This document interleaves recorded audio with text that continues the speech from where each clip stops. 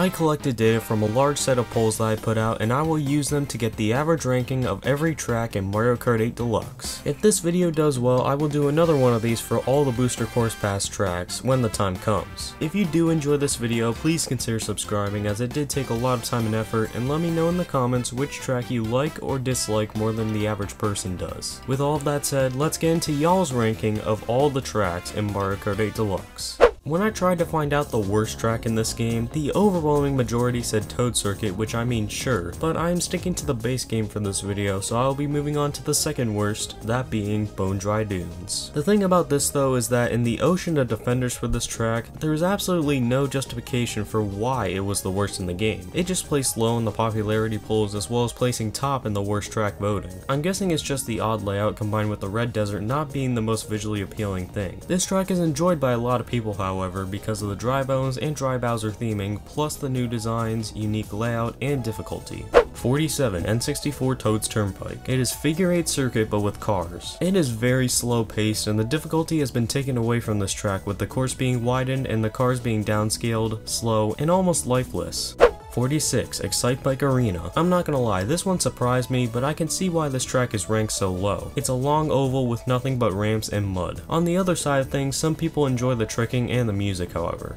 45. Water Park. While there isn't anything particularly wrong with this track, it's just an average Joe Mushroom Cup course. The theming is really cool, taking place at an amusement park, but that's just the background. 44. GCN Dry Desert. This one is one of the weaker Double Dash tracks. It's a desert with an oasis now, that's really it. It also is a bit too shortcut heavy. 43. Mario Circuit. I personally will say that this game has some sneaky good circuit tracks. The fact that we are 6 spots in for the first circuit track is very surprising. Mario Circuit is the better figure 8 circuit with lots of enemies, ramps, and of course the anti-gravity. 42. Mario Kart Stadium. This was probably the least talked about course in all the voting, and that is expected since it's a starter track. However, it's one of the best starter tracks we have seen in the series. 41. Ice Outpost. For this track in particular, it certainly isn't bad, but this is Mario Kart 8 Deluxe we're talking about here. The alternating paths and shortcuts that actually require skill is pretty fun though. 40. SNES Donut Plains 3. Talk about an improvement. The better visuals, physics, and of course the variety of shortcuts plus the underwater sections makes a difference. 39. GameCube Sherbet Land. Despite the major improvements to the track, it still isn't that popular among the others in this game. It's a decent ice track with not much going wrong. 38. GBA Mario Circuit. How did they make a Mario Circuit so darn good? Sure, it's simplistic, but is that really a bad thing? The new additions are spectacular and the music is solid. 37. Sweet Sweet Canyon. This course has a banger theming, plus the music is pretty good. Being a Mushroom Cup course doesn't really help it though. 36. Twisted Mansion. Twisted Mansion is a pretty decent track, let down by the underwater section, but the music is spot on.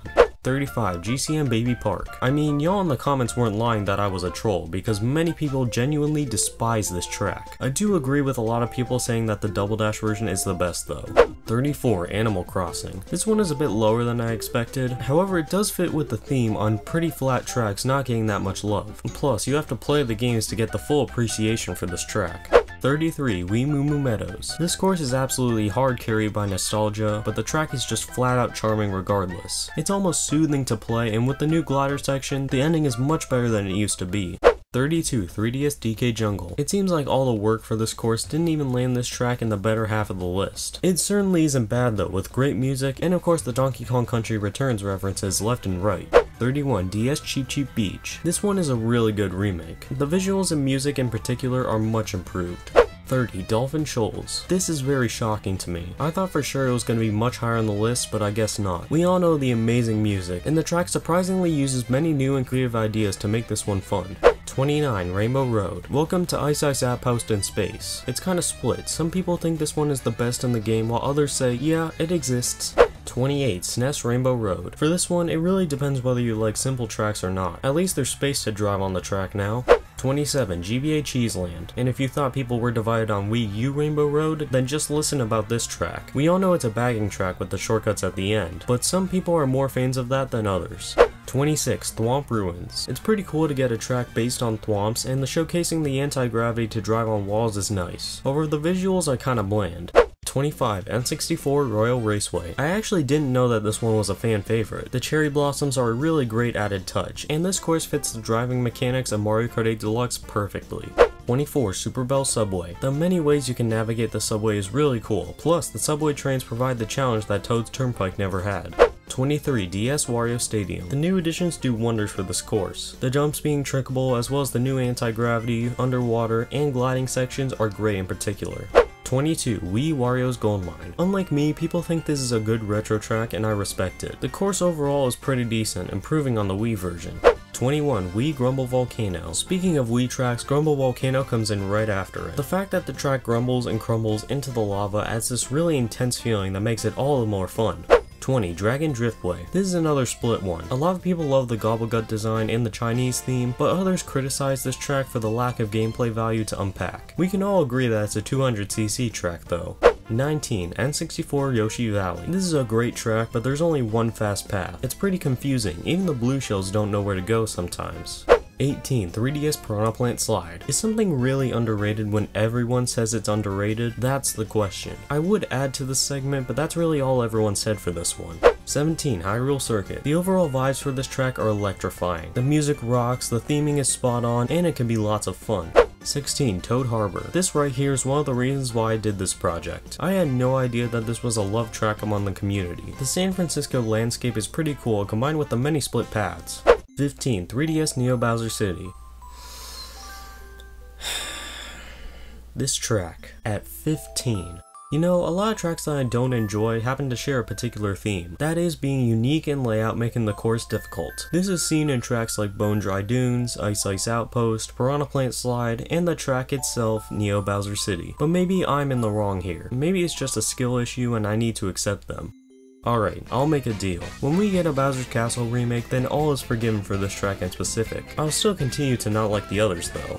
14. GCN Yoshi Circuit. I mean, it's a track shaped like Yoshi, how could you not love it? It's better on the GameCube with the shortcuts, but the music and theme is still amazing. 13. Cloudtop Cruise. This track is the literal child of Airship Fortress and Sky Garden. The Thunderstorm section is also a really clever idea on top of the Gusty Garden Galaxy remix.